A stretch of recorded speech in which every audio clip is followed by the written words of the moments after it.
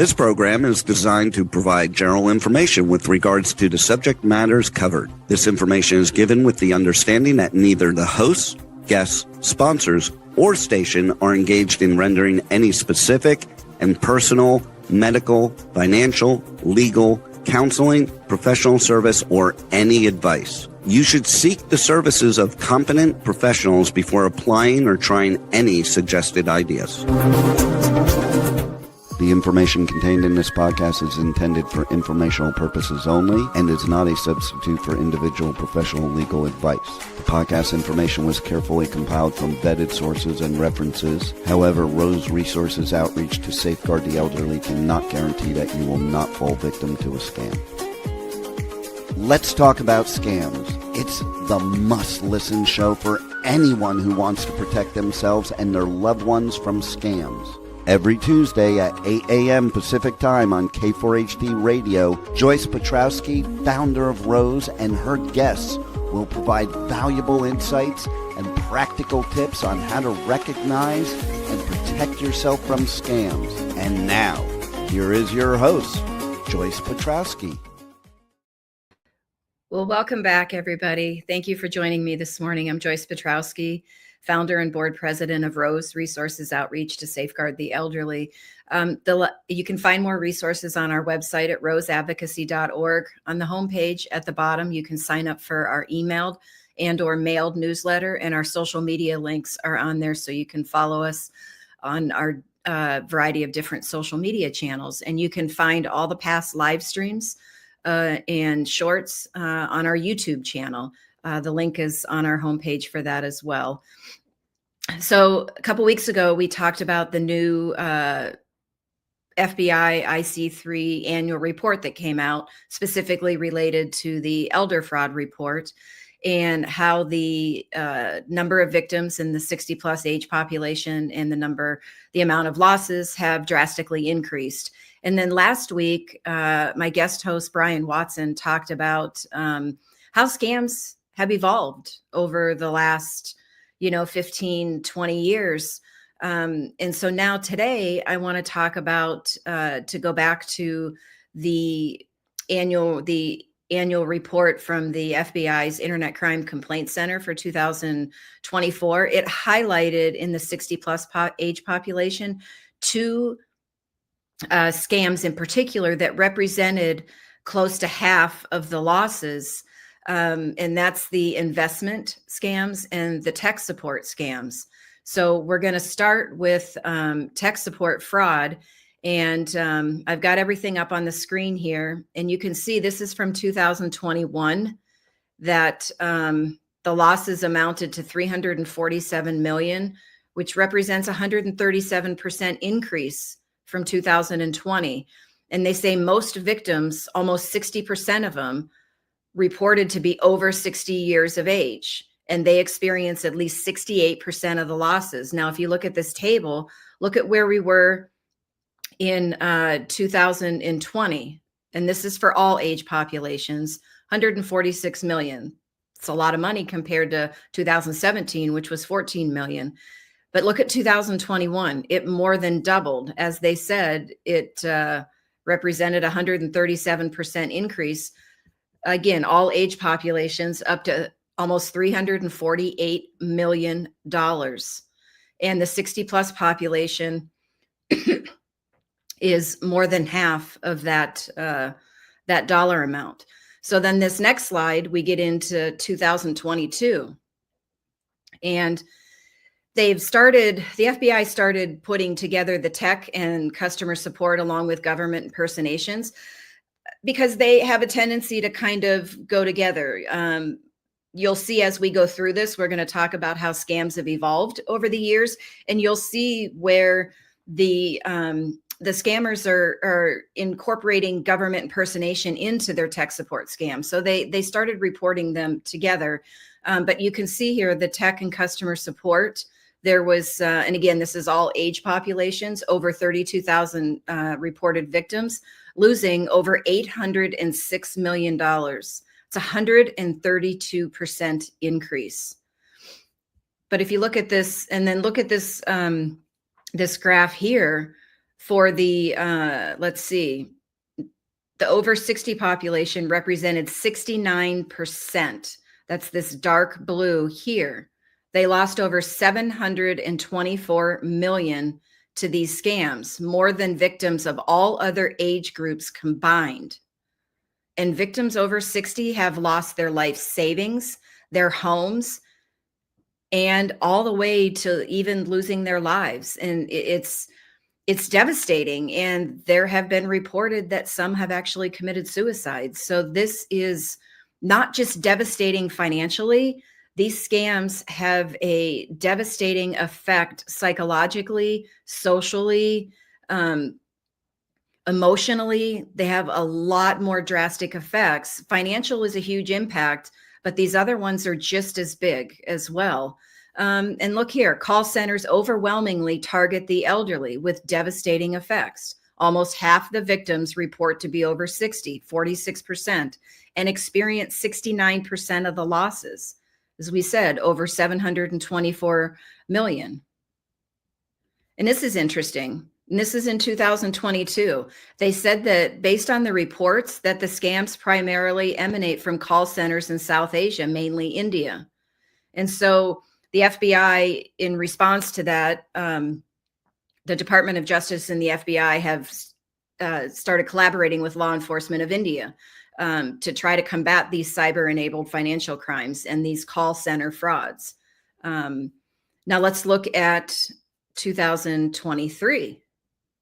Now remember, the tech and customer support, 806 million. It went up 132%. Look at where we're at for 2023. Was 924 million. And you look over here at the trend, it shows that it went up 15%. 15%. Again, that's all age populations. And you might look at that and go, well, that's not really a big increase. Well, 15% might not be a big increase from the previous year, but $924 million, as we said on the previous screen, represents people's life savings. They lose their homes, and sometimes they even lose their lives. So this is devastating. And again, call centers overwhelmingly target older adults. Almost half the complaints, 40%. Yes, it's down a little bit from 2022, which was, I think, 46%. But 40% is still a lot. That needs to be zero. And they experienced 58% of the losses, over 770 million, just to the 60 plus population. And if we go back to 2022, it was over 724 million. So those numbers are increasing, and people are losing their lives as a result of this. Now let's look at I found a handful of public service announcements that the FBI has put out over the last, looks like 9 years. So this first one came out on tech support scams on June 2nd, 2016. And when the FBI puts these public service announcements out, it's because they're seeing an increase in these types of scams, an increase in the victims. Maybe the scammers are changing up their techniques, and they're starting to see new techniques. And you're going to see that as we go through these FBI public service announcements over the next 9 years that I have up on the screen for tech support. You're going to see just how these scams have evolved over the years, like what Brian was talking about last week. So this one relates to the subject claims to be an employee of a major computer software or security company offering technical support to the victim, right? That's pretty much how they came out. They could be pretending to be support for cable and internet companies, maybe offering assistance with digital cable boxes and connections, modems, routers. They're claiming the company has received notifications of errors, viruses, security issues from the victim's internet connection. And they're also claiming to work on behalf of government agencies to resolve computer viruses and threats from possible foreign countries or terrorist organizations. So how does this scam work here? So the initial contact occurs by different methods. So one, telephone. Can they call your landline? Yes, they could call your landline, but nowadays almost everyone has smartphones, which are your mobile computers that you carry around with you. And yes, they're a huge convenience to have, but they also can pose threats if not protected appropriately. So it's what they say here. The victims receive a cold call from someone who claims that the victim's computer is sending error messages and viruses were detected. They get a pop-up message, right? The victims, I think a lot of us have seen those on-screen pop-up messages claiming viruses are attacking the device. And here's a phone number to call and receive assistance. Sometimes they could have a locked screen on the device. This is what's called blue screen of death, or BSOD. Victims report receiving a frozen lock screen with a phone number and instructions to contact a phony tech support company. And some victims even reported being redirected to alternate websites, and then the blue screen of death occurred. And that, they said, they've particularly noticed when the victim was accessing social media or financial websites. And sometimes those pop-up messages or lock screens are accompanied by a recorded verbal message. Now, wouldn't that be scary, right? Your computer screen locks and all of a sudden this voice comes out saying that, you call this phone number for assistance. You're already fearful that you're going to lose everything that's on your device. And there could be sensitive documents on your device. It could be, you might have had your bank account open, or it could be putting a virus on there that's going to watch every keystroke that you make. So then they have access to whatever accounts you log into. A lot of different things. And so you're already in that emotional state of being scared. And now this voice comes on there and it freaks you out even more. And so it's going to want to make you call that number without thinking, because you just want this to stop. And you want to get your computer and your data to be safe.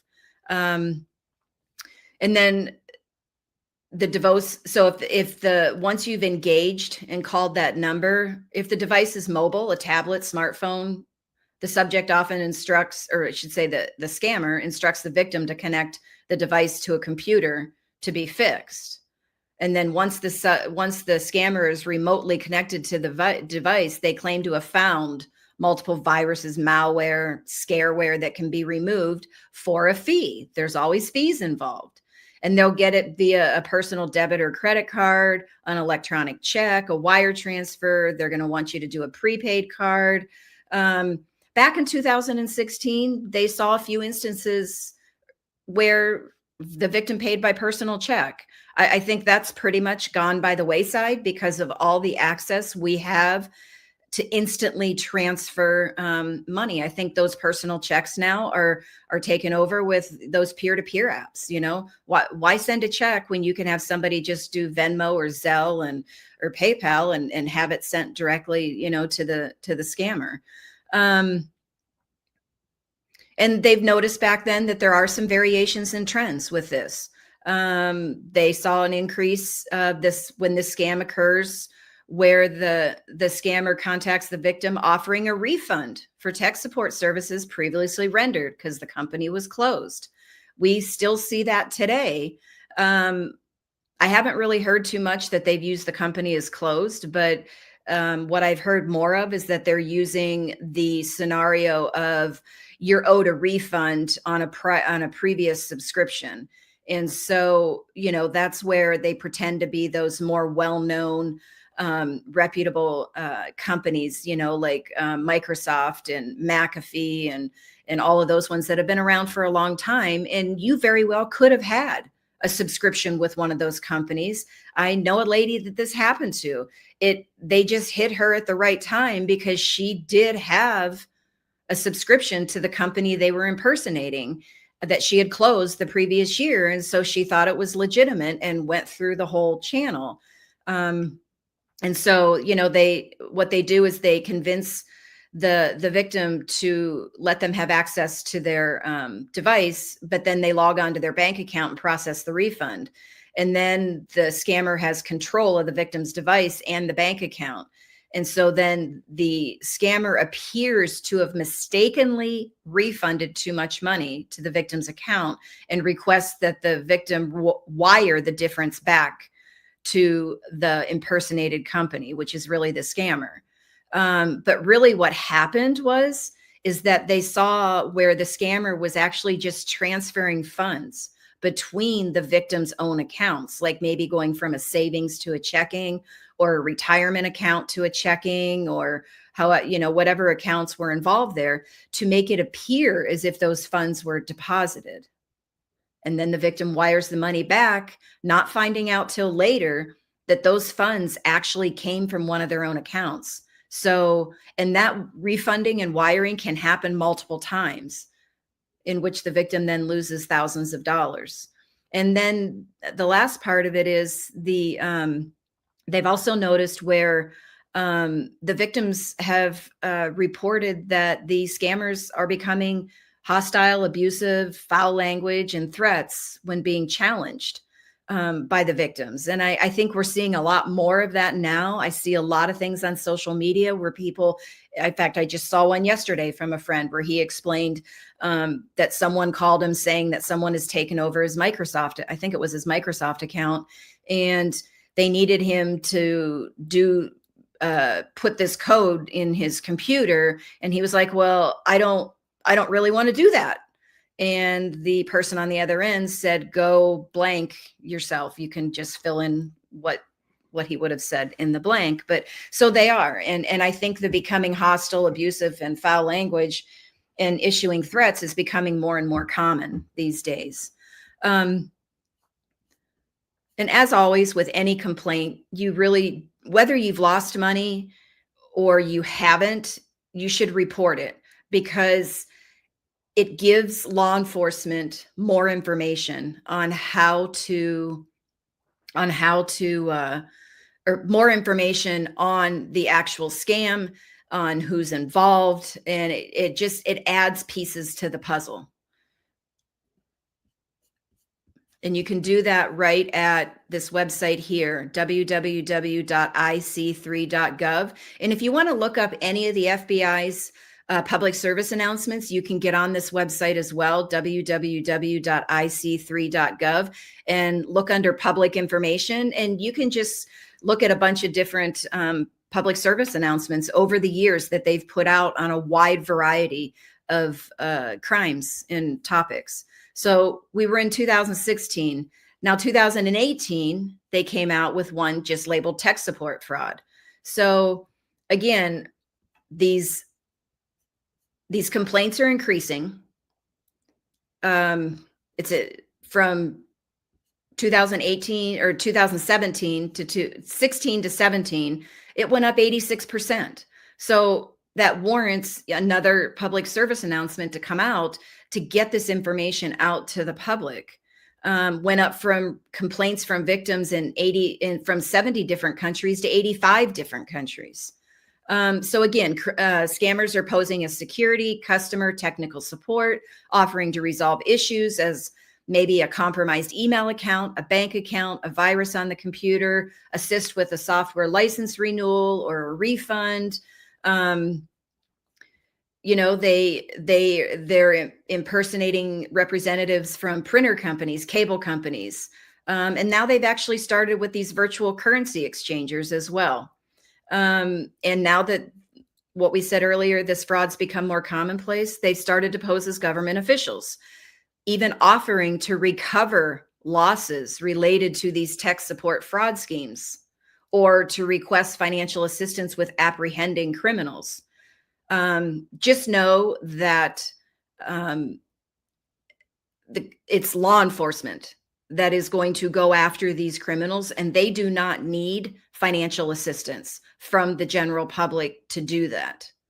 And they work with specific either government companies or specific contracted companies outside of the government to go after these accounts to try to recover losses. And I emphasize try, because recovering losses does not happen a lot. It's happening a lot more these days than it has in the past. But the law enforcement already has these companies who they work with, and they're not going to call the individual victim offering to for money to help get their money back. They're doing it through law enforcement. So the fraud occurs, like we talked about, the telephone. Now here's some new one. There's a pop-up message, the lock screen, search engine advertising. So individuals in need of tech support may use online search engines to find tech support companies. So the scammers will pay to have their fraudulent tech support company's link show higher in the search results, hoping the victims will choose one of those top links in the search results. Those are usually, like if you're on Google, legitimate companies can pay these Google ads to have their information show up first, or, in the top 3 up there. And that's it's legitimate companies pay to have this done.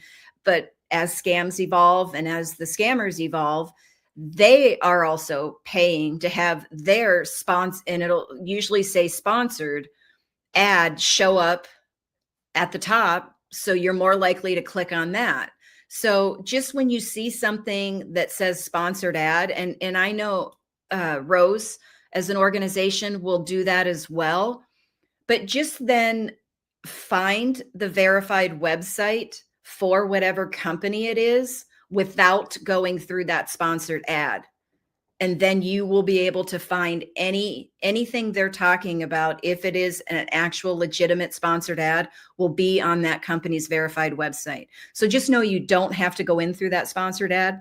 You can always go in through the company's verified website. But again, this is the way scammers are evolving. They're using search engine advertising for it. Now, let's see what this says, the pop-ups and the lock screens. We talked about the recorded verbal message, but now they frequently program into links for advertisements. We talked about that. Social media, they're all over social media. And they can make a web address for a popular website look really, really similar, right? They might just change, maybe let's say a lowercase L to the number 1. And are you going to notice that difference? You might not, because your naked eye is looking for the actual company, and you might not notice that lowercase L is actually a 1, which could make all the difference. And so we always recommend people write down every character to the right of the @ sign. Some people have even suggested writing it down backwards. But if you're writing down every character and you're looking at each individual character and not necessarily the name of the company, you're going to be more apt to get the right character and then notice that it's off. They also now are using, back in 2018, they talked about the phishing email. Those there is a big increase in. Again, getting an email just out of the blue saying that there's an issue. Again, they're using it for the fake refund scheme as well. And again, variations on this: criminals pose as government officials or law enforcements, offering assistance in recovering losses. But now they're posing as collection services, claiming the victim didn't pay for prior tech support services. And they're threatened with legal action. So you get any calls like that, go directly to whatever company the supposed collection the scammer that's posing as the collection company is claiming to get their funds. Go directly to that company, not the collection company, the actual company, and find out if you actually do owe money. Virtual currency, again, increasing. They pose as support for the virtual currency accounts. Getting into those wallets, I believe they're called, to be able to then take over their virtual currency. let's see. Another thing that they were seeing is that the scammers who took control of the victim's devices or accounts didn't release control until a ransom was paid. But you can bet that even if you did pay a ransom to get your stuff back, the criminal already has all of the information. And if it's your bank account, they can wipe it out, and then you're going to get it back with zero. So just be careful with that. Let's go down to 2022. So technical and customer support fraud again. Kind of the same issues in 2022. They're adding like utility companies, cryptocurrency exchanges that they're impersonating. And they're also now seeing an uptick in the use of cryptocurrency ATMs, which is an emerging method of payment.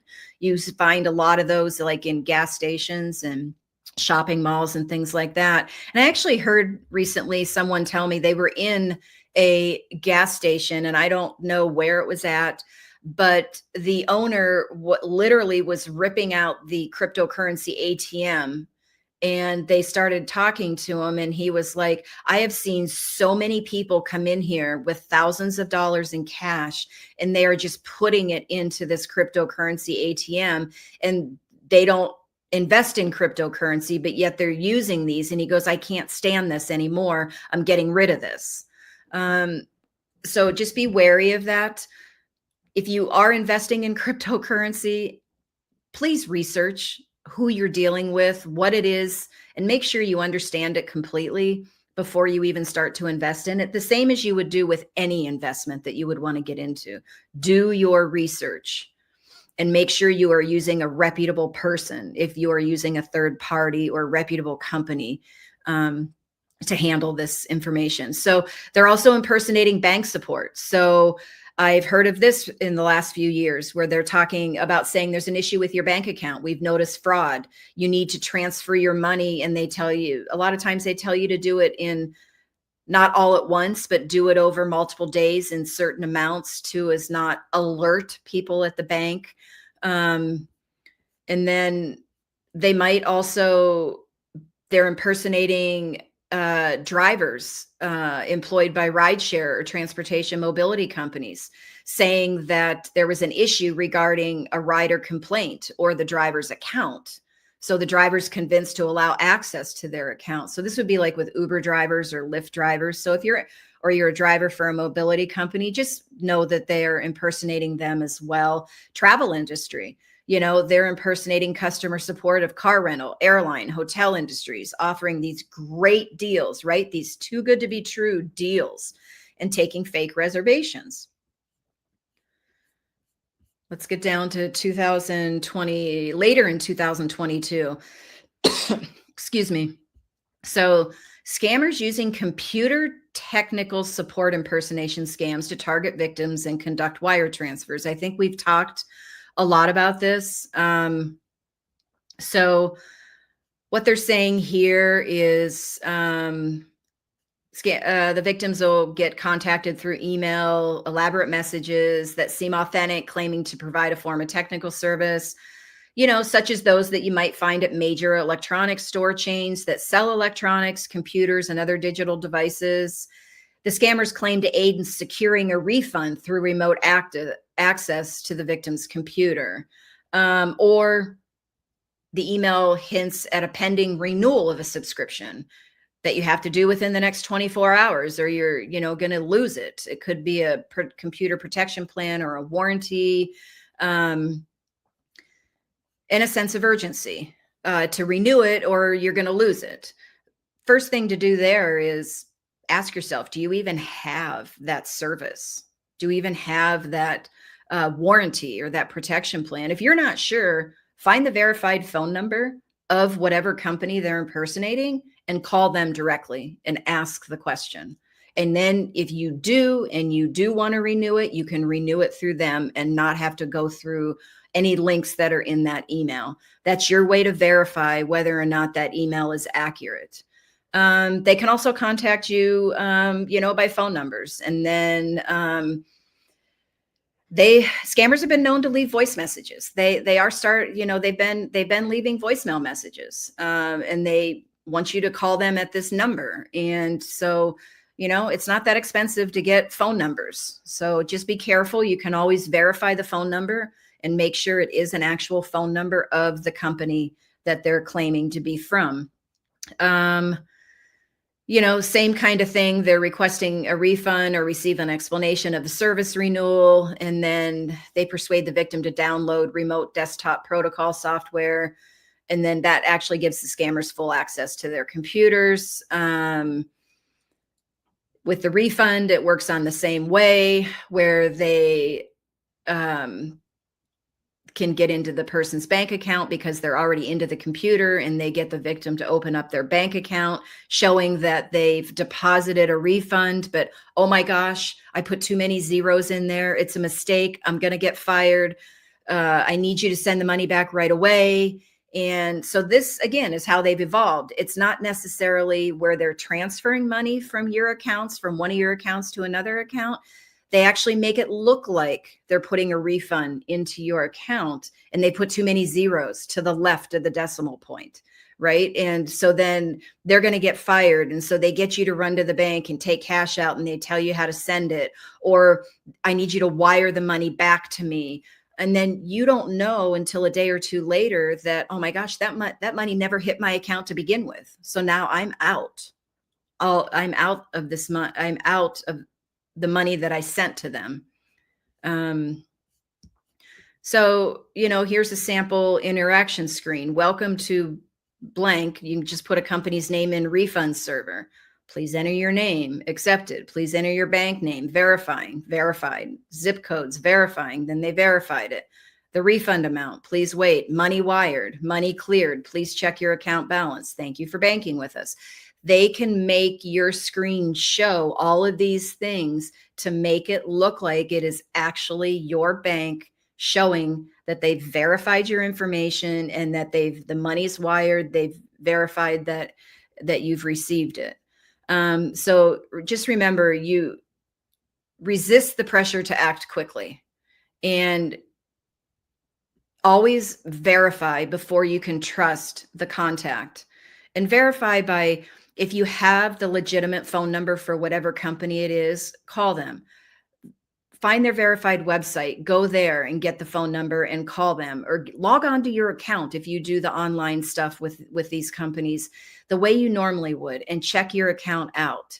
But verify, talk to somebody, talk to your trusted person, and go through the steps as to what sometimes you saying it out loud, your brain kind of flips out of that emotional state into your rational state. And then you all of a sudden go, this doesn't make any sense. So talk to somebody. There's a lot of tech support announcements. We're into 2023, or PSAs. Here's one. Phantom hacker scams target senior citizens and result in victims losing their life savings. So this is where the phantom hacker scam uses tech support scam, so impersonating a tech support company, a financial institution, and government personas to enhance the trust of the victim. And the scammers have been known to just wipe out entire banks, checking, savings, retirement, investment accounts. There's estimated losses of 542 million with this. So a scammer poses as a tech or customer support from a legitimate company, right? Any of those ways we talked about. The victim then engages with them. They get them to download a software program, allowing the scammer access to their computer. They pretend to run a virus scan, claims the virus has been at risk or it hacked. And then they ask them to open their financial accounts. And then all of a sudden there's these, fraud going on their account. And then lo and behold, here comes a financial institution imposter. And then they start showing them that there's fraud on their account and that a foreign hacker has been involved, and that the victim must move their money to a safe third-party account, such as an account with the Federal Reserve or another U.S. government agency. And they direct them how to do that, whether it's through a wire transfer, cryptocurrency. And then phase 3, in comes the U.S. government imposter. So then they can be posing as a U.S. government employee at the Federal Reserve or another government agency. And then if the victim becomes suspicious of the government imposter, they may send an email or a letter on what appears to be an official U.S. government letterhead to legitimize the scam. And they just continue to emphasize your funds are unsafe. They must be moved to this new alias account for until the victim finally will do it. So here's another graph here, tech support imposter, that there's an issue and that it affects your bank account. Now you have a second one coming in impersonating someone at the bank, and then a third one coming in impersonating someone as a government imposter to get you to believe this, make it all the more legitimate, and want you to move your money. So here we are in 2024. Scammers have upped their game again. Now they're actually using couriers to come get the cash, or they get you to take your money and buy gold bars or some sort of precious metal, and the courier comes and picks that stuff up. And so, they do the same thing as the phantom hacker scam. They impersonate tech support, then they impersonate a bank official, then a government official.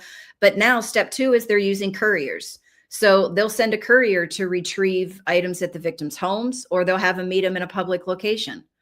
So they may direct the victim to authenticate the transaction with the courier using a passcode, such as the serial number of a US dollar bill, and that they'll safeguard the assets in a protected account until they can get their bank account stuff fixed. Well, then you never hear from them again. You go to your bank, you find out this was all a scam, and you are out all of that money. So I think you can see from all these different public service announcements how there's still a lot of the same tactics that they use in these tech support scams, but how they've evolved over the years, and they're implementing it and making their schemes. They're using more tactics in it, that they're impersonating multiple people, or they're adding that you're getting a refund instead of having to pay for something, or that your account, right, and is in jeopardy. You need to transfer your money into this new account, or go out and buy precious metals, or just take the cash out and we're going to send a courier to come get it. So the other one I want to talk about before we run out of time is investment scams. Now, investment scams, they can be liquidity mining. Victims are enticed to link their cryptocurrency wallet to a fraudulent liquidity mining, hack social media. So this happens all the time. So if and this is different from your social media being cloned. Cloned is they have another social media account where they're using your pictures and all of that to impersonate you. But some people's accounts actually get hacked where they then don't have any control of their account. And now the scammer can start messaging their friends. They have access to their friends list, even if they're private, because they've gotten into the person's social media account. And so then they start posing as you, wanting your friends to invest in these great opportunities.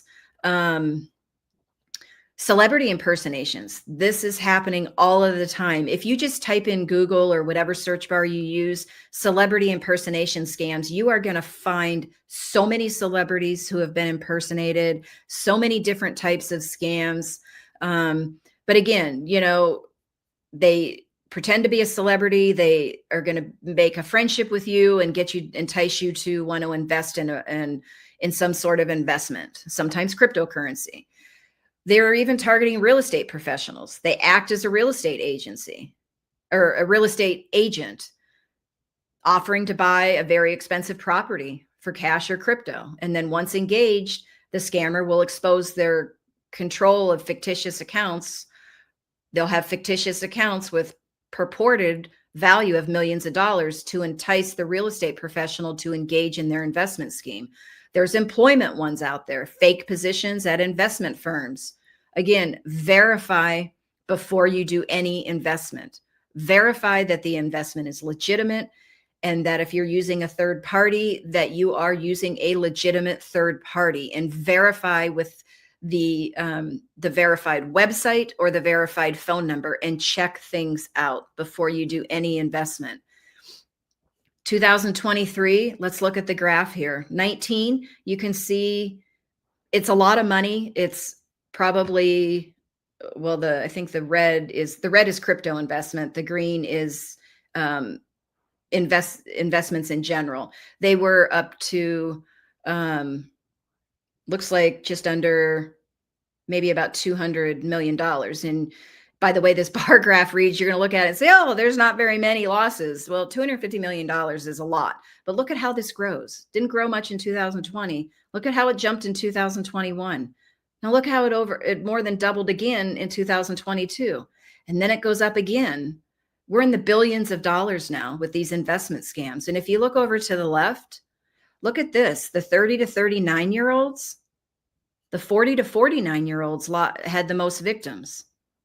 And the over 60 had a lot of victims as well, as long as the 30 to 39-year-olds. If I had to guess, I would guess that the over 60 probably lost more money than the 40 to 49 and the 30 to 39 did. But that's just a guess on my part. So you can see how the investments, cryptocurrency investments, companies falsely claiming to recover lost funds in cryptocurrency. And then they're getting into this non-fungible token developers. Can't really tell you about non-fungible token developers because I haven't really learned anything about that, but I'm sure there are legitimate ones out there that if you wanted to learn more, you could find information on the web. But let's look at some public service announcements from the FBI. This is 2022. So this is a Miami field office. Investment schemes involving cryptocurrency called pig butchering.